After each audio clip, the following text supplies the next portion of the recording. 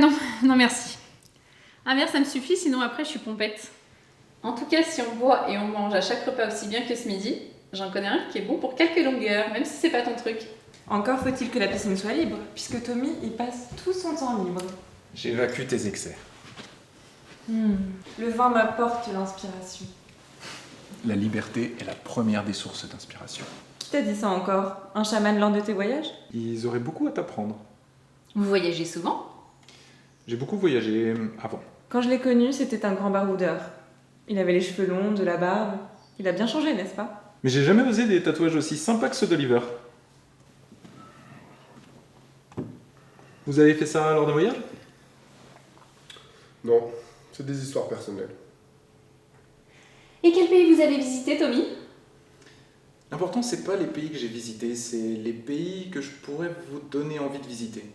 Les voyages, avant tout, c'est des rencontres, des gens, des cultures différentes des nôtres. C'est ce qui fait que je me sens vivant. Et c'est l'occasion de sortir des cases, de tester de nouvelles choses. Ah, ça me tente. Mais j'y pense, je pourrais vous tirer les cartes. Ça pourrait vous donner des indications sur vos futurs voyages. C'est un mage qui m'a appris ça pendant un trek au Népal. Oliver? Non, faites ça à Christelle. Bah, moi je suis tentée. Alors, vous allez me poser une question et on va tirer 3 cartes. Une pour le passé, une pour le présent, une pour le futur. Qu'est-ce qui doit changer dans ma vie?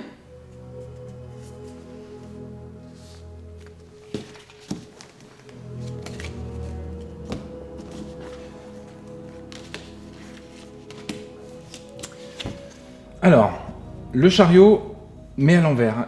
Il représente un blocage, une impossibilité de voyager du fait d'influences dans votre vie. Couplé à la seconde carte, le pendu.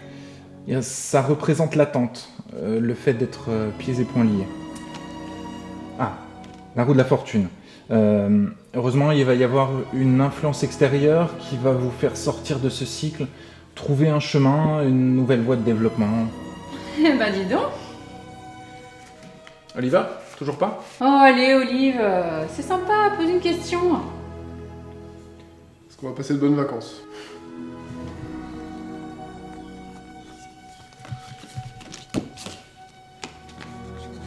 La maison de Dieu. Il va se passer quelque chose de soudain, quelque chose qui va vous tomber dessus.